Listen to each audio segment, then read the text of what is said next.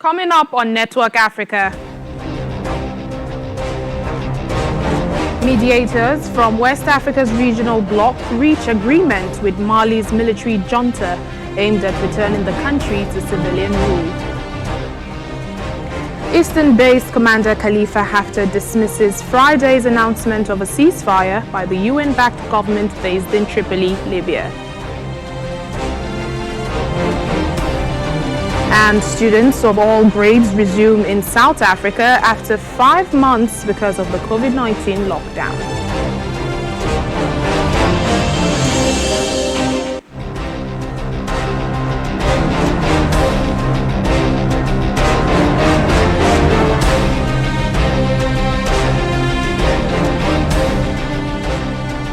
Thank you for joining us on the program this hour. I'm Layo Adegoke. We begin this week with stories and happenings that made headlines over the weekend. On Saturday, mediators from West Africa's regional bloc arrived in Mali for talks aimed at reversing a coup that has been condemned abroad but celebrated by many in the country. The ECOWAS delegation was led by Nigeria's former president, Goodluck Jonathan. I believe at the end of the day, we'll come up with something that's best for the people and is good for ECOWAS and is good for the international community. The Ulster of Keita, known as IBK, has been welcomed by many in Mali, which was rocked by a month of protest calling for his resignation over alleged corruption and worsening security in the areas where affiliates of Al-Qaeda and Islamic State are active.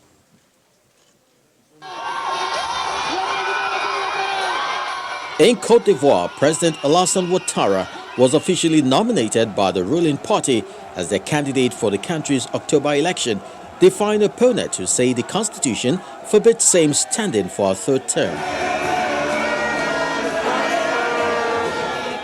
His supporters packed out a stadium in the commercial capital Abidjan for the announcement, cheering and waving posters. Mr. Ouattara, who has governed since 2011, said in March he would not run again. But his preferred successor, then Prime Minister Amadou Gon Coulibaly, died in July, leading the party to ask Ouattara to reconsider. Still on Saturday, the National Crisis Management Committee of Mauritius said the Mauritian government will claim compensation from the insurance company of MB Wakasho. MV Wakasho is the Japanese-owned bulk carrier that struck a coral reef off the coast of Mauritius late last month. There is damages to the environmental damages. This, for sure, the state is going to claim compensation. There's been an impact. Take the reef, for example, the physical damage to the reef, there's ecological damage, the lagoon, the livelihood of people living in the area who depend for their livelihood, depend on the sea, etc., like fishes, etc. So there's a compensation part of it, and all these will be processed and claimed from the government.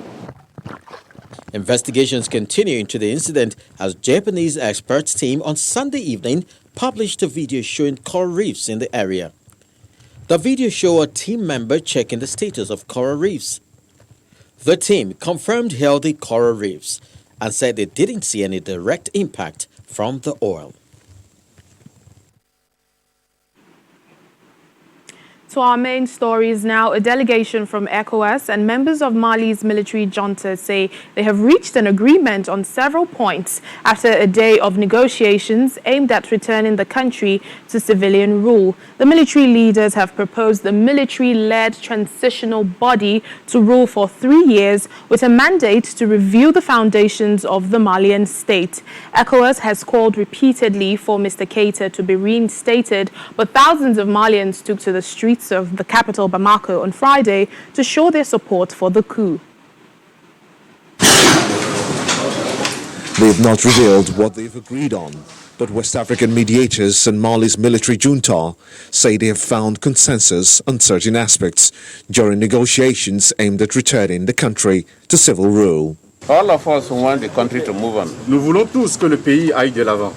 Both the ECOWAS team and the military officers want the country to move on. Donc aussi bien l'équipe de la CEDEAO que celle des nouvelles autorités militaires du pays. A delegation from the 15-nation Economic Community of West African States arrived in Bamako on Saturday, August the 22nd, with the aim of reversing the coup. Wary of prolonged instability in the region that has seen escalating Islamic militancy, ECOWAS has taken a hard line on the ouster of President Ibrahim Boubacar Keïta, closing borders, suspending financial flows, and reducing engagements. But one diplomat says that reinstating Keïta is not an option. Meetings were held behind closed doors on Sunday, and progress was made. That's according to the former Nigerian president, Dr. Goodluck Jonathan, who leads the ECOWAS delegation. We have reached a number of agreements, but we have not reached agreement in all the issues. Bon, nous avons pu nous entendre sur certains points, mais pas encore sur l'ensemble des points de discussion. And we don't want to give you piecemeal, half information. We want to make sure that we conclude all the points so that we give you the information covering everything. Discussions are continuing. We have reached compromise points on certain aspects, and negotiations will continue tomorrow. A senior officer close to the junta, which is known as the National Committee for the Salvation of the People, and is led by Colonel Assimi Kiota, said that ECOWAS sanctions were discussed on Sunday morning. Other key issues will include Keïta's fate and details of Mali's transition to civilian rule. Though the coup was condemned internationally, it has been welcomed by many in Mali, which has seen months of unrest over a disputed election and perceived government's corruption and incompetence. Well, the powerful military force in Libya, loyal to Eastern-based commander Khalifa Haftar, has dismissed Friday's announcement of a ceasefire by the UN-backed government based in Tripoli. The spokesperson for General Haftar's LNA said the declaration was a media stunt, saying the LNA was ready to respond to any attack by government forces on its positions around the city of Sirte. Fighting in Libya between the two factions has gone relatively quiet in the past 2 months, but previous ceasefire attempts have fallen apart, with each side accusing the other of violating agreements. Well, an armed group in Eastern Democratic Republic of Congo has agreed to stop attacks on its ethnic rivals. The AFP news agency reports that this comes after President Felix Tshisekedi had appealed to the Cooperative for the Development of Congo, CODECO, to stop the violence. Now, the group's spokesperson, Basel Zubka, says they are stopping the acts of violence because the head of state is asking. However, Mr. Zubka did not say when the ceasefire was agreed. President had sent a group of former warlords in Ituri province to convince CODECO to stop attacks, and police in the region say the violence has actually decreased since the ceasefire. CODECO has been the main armed group active in the region since 2017 and is mainly drawn from the Lendu community.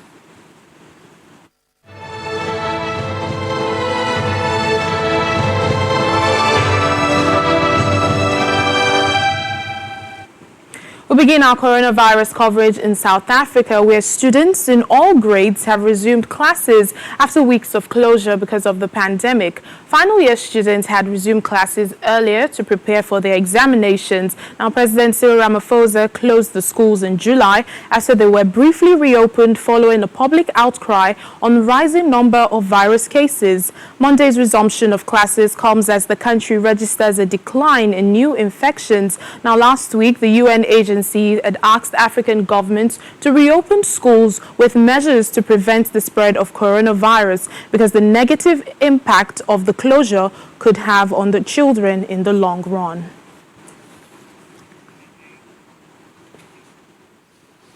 Well, joining us now is our South Africa Bureau Chief, Betty Dibia, for more on this story. Hello, Betty. Thank you for speaking to us. Now, all the grades are back in school. What's been the mood among pupils and teachers and even their parents? Parents are worried. Teachers are worried. Some are happy to get their children stimulated in the right setting at schools, but not everybody is back at school.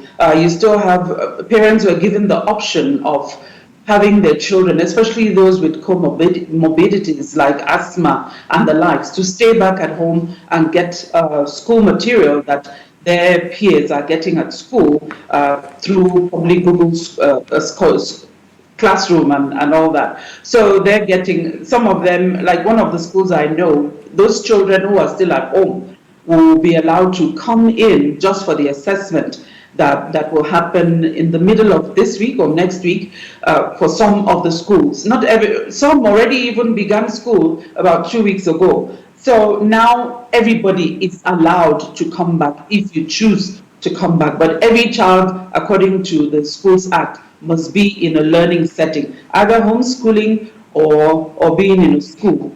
So, and then you also have another group, the 3-term private schools, who are still at home. They're on holiday at the moment, and they will be resuming, I think, 1st of September. But generally, people are worried, but people are hopeful, especially seeing the numbers that are going down, and they're more confident to send their children back to school. But not everybody is back at school. And does this include the tertiary institutions? No, for tertiary institutions, you still have the final years students, those who are the medical students who are doing clinicals, those who need the laboratories or settings like that where they need to do a lot of technical things. But the tertiary institutions are not fully back. It's just the children that they feel, the scientists feel, that are not as vulnerable. But many of them are hoping that things will change and they'll be able to get back to school. Yeah, and this resumption is after 5 months, and that's a long time. How prepared are school authorities now, both government and private schools, for this resumption? They're prepared up to the point that they're prepared, if I'll put it that way. Of course, you still have the unions who are saying that we still have issues of short staffing in terms of teachers not being able to come. Teachers with comorbidities are not allowed to come. And then the issue of hygiene, safety, health, safety, and all that. The rural areas is still a source of worry. But generally, the government has done quite a lot. And they're saying we'll take it as it comes. We'll keep improving. In Gauteng province, for example, you have the MEC, that's the member of the Executive Council, Mr. Panyaza Lesufi, who said he's satisfied with what's been done so far. And that in the province, they're braced even for the second wave, which they have been told to expect. And when that happens, they put room in the revised calendar for the schools for a week or 2 week break, where the children will be placed back at home while the second wave, if it comes, when it comes, because nobody knows when it will. But generally, they're just taking each day at a time. And as long as the children are stimulated educationally, academically, as the scientists have suggested that they should be, instead of leaving them for so long, as you said, since March. But they've been working online as well while they were home. But it's not the same, the discipline is not the same as when they're in school, in a school setting. Yeah, just finally, Betty, before I let you go, the health minister, Zweli Mikize, he says the country is over the coronavirus surge. Now, does this mean South Africa is flattening its curve or has flattened the curve? I wouldn't say that, and they're not saying that. They're just being cautious in the wordings that they're using. All we know is that the numbers are coming down, or the pace of the numbers increasing has reduced. The 24-hour turnover of numbers has reduced. Overnight from Sunday to Monday, I think we had a death figure of 72. That's a first in a very long time, where we've seen 300 plus, 200 plus, and then an average right now of about 3,500, 4,000 confirmed cases. The recovery rate has increased to 83%. So they're happy at what they're seeing, but they're being cautious. And we know not everybody is moving at the same. Some places are still maybe picking up, but the overnight numbers have reduced significantly from having like 12,000 on average to now 3,000, 4,000. So they're hopeful that it may not get worse than this, that it will just keep getting better. Although the issue of alcohol and the conduct of the people, people are defying the curfew, which is 10 o'clock to 4 a.m. A lot of arrests have been made. People are getting drunk and killing other people. So these are some of the things that the government is worried about, that they may set back all the gains. But right now, they're just hopeful that the numbers, especially as regards COVID, will continue going down and maybe no second wave. Yeah, a reduction in numbers is what we are all hoping for. Thank you so much, Betty Dibia, our South Africa Bureau Chief from Johannesburg. Thank you very much. Well, still ahead on the program. As part of efforts to curb poaching in Kenya, an all-female conservation ranger units continue their patrols amid the COVID-19 pandemic. Please stay with us.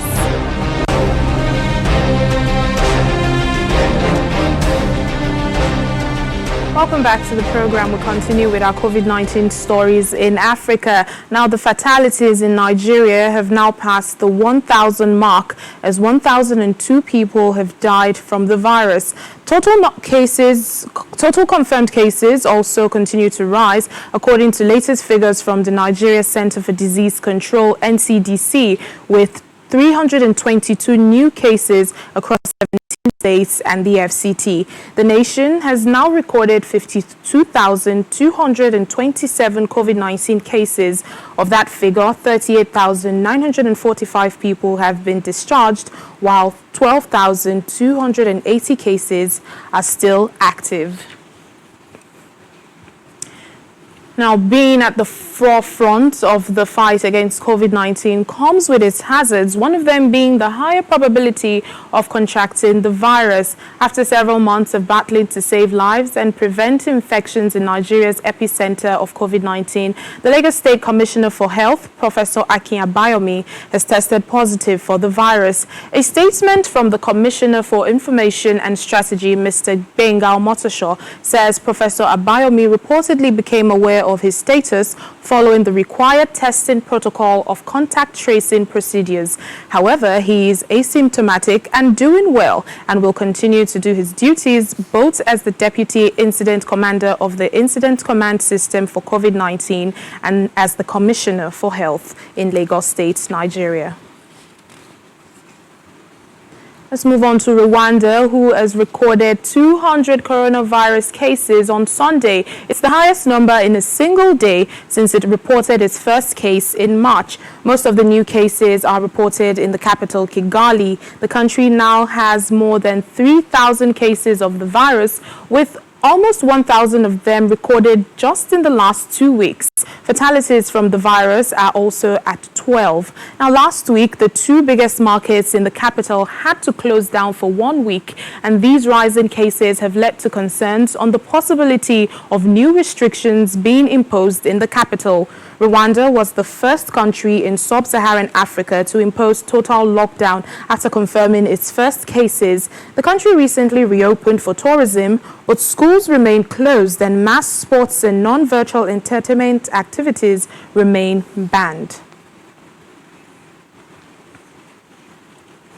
Well, let's head to Kenya now to meet an elite all-female Kenyan Ranger unit who patrol a conservation area near the country's Amboseli National Park. When the country first confirmed its case of coronavirus in March, the unit was already out on patrol in the bush and chose to stay away from their families for 4 months rather than risk coming in and getting infected and also leaving the animals they love vulnerable to poaching.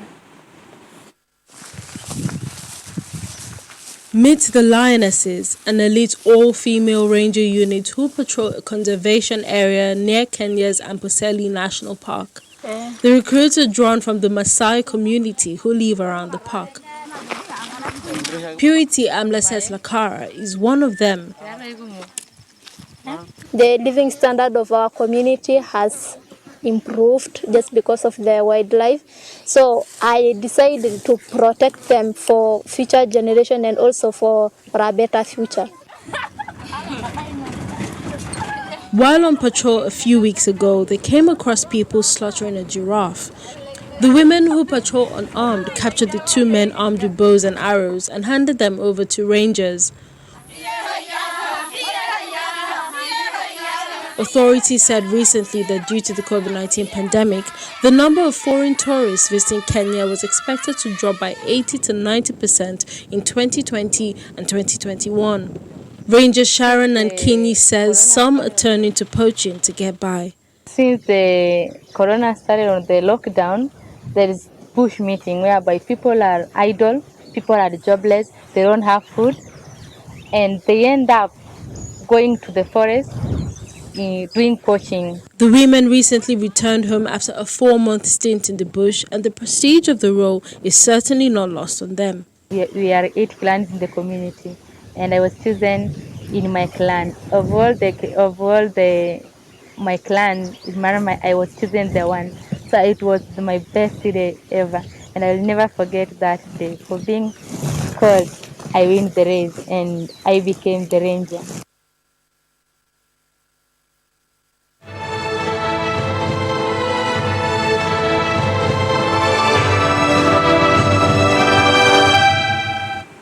A Kenyan woman traveled from Kenya to New Delhi in 2019 seeking work, but says she was forced into prostitution to pay the traffickers who took her passport and demanded $9,000. She returned in March 2020 with the help of the International Organization for Migration, who say her case illustrates the dangers of a growing sex trafficking route to India.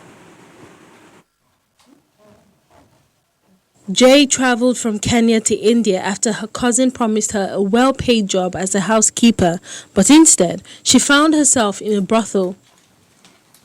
When I went there, when I heard there were job vacancies in India, I was so happy.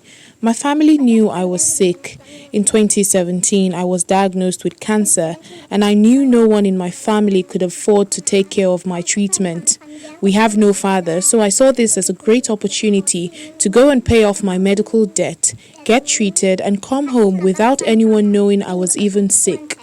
But when I got there, I found things were different. I was taken to the streets to prostitute and told this is where I'll be working from. I was shocked and asked if this is the work they were offering. The United Nations brought her home after it was alerted to the human trafficking route. Jay, who has asked that only her initial be used to protect her privacy, said that when she got to India, her passport was confiscated and she was forced into sex work to pay off $9,000, which her traffickers, fellow East Africans, told her she owed them for travel and lodging. I was promised housework, but when I got there, they open a prostitution site for you or train you to be a drug trafficker. In the past year, the International Organization of Migration repatriated 12 Kenyan women who had been trafficked to India, the first time it said it had been asked to help Kenyans there. Here's the IOM's chief of mission in Kenya. So we have to put our efforts together and ensure that we protect these people. Of course, human rights has to be at the center of every intervention. If we put human dignity and human rights at the center of every intervention, I'm sure we would be able to protect these very vulnerable. Jay said her harrowing experience shows that Kenyans should be wary of job offers abroad.